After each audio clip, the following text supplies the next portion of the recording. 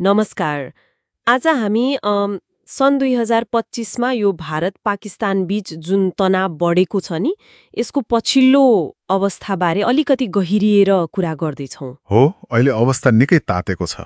हामीसँग भएका स्रोतहरूले चाहिँ अब हालसालेका घटना, त्यसको पृष्ठभूमि अनि के हुन सक्छ भन्ने देखाउँछ। त्यसैको आधारमा हामी आज यो सङ्कटको जड के हो, के भयो खासमा, अनि यसले कस्तो असर पार्ला भनेर छलफल गर्ने हो। सुरुवात चाहिँ त्यही पहलगाम हमलाबाटै गरौँ न त, जसले यो सबै सुरु गर्यो जस्तो देखिन्छ। हो, अप्रिल 22 को त्यो घटना हो, कश्मीरको पहलगाममा भएको त्यो घातक हमला जसमा 26 जनाको ज्यान गयो, त्यसले कसरी तनाव यति छिटो बढायो? स्रोतहरूले त यसलाई खै सन् 2008 को मुम्बई हमलापछिको सबैभन्दा डरलाग्दो भनेका छन् नि। हो, एकदमै।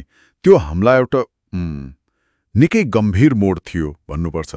सुरुमा त जिम्मेवारी टीआरएफ भन्ने समूहले लियो। टीआरएफले? उनीहरूले चाहिँ त्यो 2019 पछि भारतले कश्मीरमा जनसाङ्ख्यिकीय परिवर्तन गर्यो भनेर कारण देखाएका छन्। तर भारतले चाहिँ होइन, यो सिधै पाकिस्तानले गराएको हो भनेर आरोप लगायो। अनि पाकिस्तानले त ठाडै अस्वीकार गर्यो, गर्दै आएको छ। यसले गर्दा त्यो पुरानो अविश्वास झन गहिरियो के। हमलापछि भारतको प्रतिक्रिया पनि निकै कडा देखियो नि, होइन? खास गरी त्यो सिन्धु जल सम्झौता निलम्बन गर्ने निर्णय यो किन यति महत्त्वपूर्ण मानिन्छ? यो त एकदमै गम्भीर कदम हो। सन् 1960 को सम्झौता हो यो। 6वटा नदीको पानी बाँडफाँडको कुरा छ यसमा। हो, अब भारत माथिल्लो तटमा छ।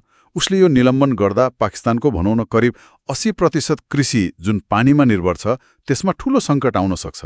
80% त्यो त धेरै नै भयो। हो नि, तर यो पानीको मात्र कुरा भएन। अब यसले पानी जस्तो आधारभूत स्रोतलाई पनि भूराजनीतिक हतियार बनाउन सकिँदो रहेछ भन्ने देखायो। यो खतरनाक प्रवृत्ति हो। भनेपछि भविष्यका लागि पनि नराम्रो उदाहरण बस्ने भयो। एकदम। अनि त्यति मात्रै होइन, भारतले सीमा बन्द गर्यो, भिजा रद्द गर्यो, अनि मे 7 मा त अपरेसन सिन्दूर भनेर सैन्य कारवाही नै गर्यो। हो र के थियो त्यो अपरेसन? पाकिस्तान र पाक प्रशासित कश्मीरका विभिन्न ठाउँमा क्षेप्यास्त्र हमला गर्यो। भारतले त यसलाई आतंकवादी शिविरमा लक्षित नियन्त्रित हमला भनेको छ। उनीहरूको दाबी अनुसार करिब 70 जना मारिए। ओहो, 70 जना। यस्तो कदमपछि त पाकिस्तान पक्कै चुप बसेन होला। उनीहरूको प्रतिक्रिया कस्तो थियो त? स्वाभाविक रूपमा पाकिस्तानले पनि कडा प्रतिक्रिया देखायो। पहिले त भारतको आरोप अस्वीकार गर्यो, अनि भारतीय हमलामा 26 जना आफ्ना नागरिक मारिएको दाबी गर्यो। नागरिक मारिएको दाबी? हो, अनि सैन्य तयारी बढायो। त्यो नियन्त्रण रेखा एलओसीमा त निकै गोलाबारी भयो। पाकिस्तानले त 5वटा भारतीय विमान खसालेको दाबी पनि गर्यो, तर त्यो भारतले मानेको छैन। त्यो पुष्टि भएन। अनि कूटनीतिक रूपमा पनि उनीहरूले आफ्नो हवाई क्षेत्र बन्द गरे, व्यापार रोके, अनि त्यो सन् 1972 को सिमला सम्झौता नै निलम्बन गर्ने कदम चाले। सिमला सम्झौता नै, जसले एलओसीलाई मान्यता दिएको थियो। हो, त्यही सम्झौता। प्रधानमन्त्री शाहबाज शरीफले त उचित समय र स्थानमा जवाफ दिने भनेर चेतावनी नै दिएका छन्। लौ, स्थिति त झन गम्भीर पो हुँदै गएछ। यो सबै घटनाक्रम हेर्दा यो सङ्कटको अलिक गहिरो जड चाहिँ के देखिन्छ त? के हो, कश्मीर मात्रै हो त? कश्मीर विवाद त मूल जड हो नै। त्यो त 1947 को विभाजनदेखि नै चलिआएको समस्या हो। तर अहिले कुरा त्यति मात्रै छैन। अरू के छन् त? अब हेर्नुहोस्, भारतले पाकिस्तानमाथि आतंकवादलाई प्रश्रय दिएको आरोप लगाइरहन्छ। पाकिस्तानले मान्दैन। फेरि यो पानीको मुद्दा आयो, सिन्धु सम्झौता निलम्बनले। हो, पानीको मुद्दा त नयाँ तरिकाले आयो। अनि दुवै देशको आन्तरिक राजनीति पनि छ, राष्ट्रवादी दबाव। त्यसले पनि अवस्थालाई थप जटिल बनाइदिन्छ। अनि नबिर्सौं, दुवै देशसँग आणविक हतियार छ। हो, त्यो त सबैभन्दा संवेदनशील पक्ष हो। त्यसले स्थितिलाई झनै जोखिमपूर्ण बनाउँछ। भनेपछि कश्मीर मात्रै होइन, पानी, आतंकवादको आरोप प्रत्यारोप, दुवैतिरको आन्तरिक राजनीति, यी सबै जेलिएर अवस्था झन गन्जागोल बनेको देखियो। यो बढ्दो तनावले कस्तो असर पार्न सक्छ? चुनौतीहरू के हुन् जस्तो लाग्छ? असर त खै निकै डरलाग्दो हुन सक्छ। पाकिस्तानमा पानीको अभावले मानवीय सङ्कट नै निम्त्याउन सक्छ। लाखौं मान्छेको रोजीरोटी, खाद्य सुरक्षामा असर पर्छ। अनि आर्थिक असर नि? आर्थिक असर त दुवै देशलाई पर्छ। क्षेत्रीय अस्थिरता एकदमै बढ्छ। अनि सबैभन्दा डरलाग्दो कुरा त त्यो आणविक द्वन्द्वको सानो भए पनि वास्तविक खतरा छ। स्रोतहरूले त यसको सम्भावना 1 देखि 30% सम्म पनि भनेका छन्। 1 देखि 30%?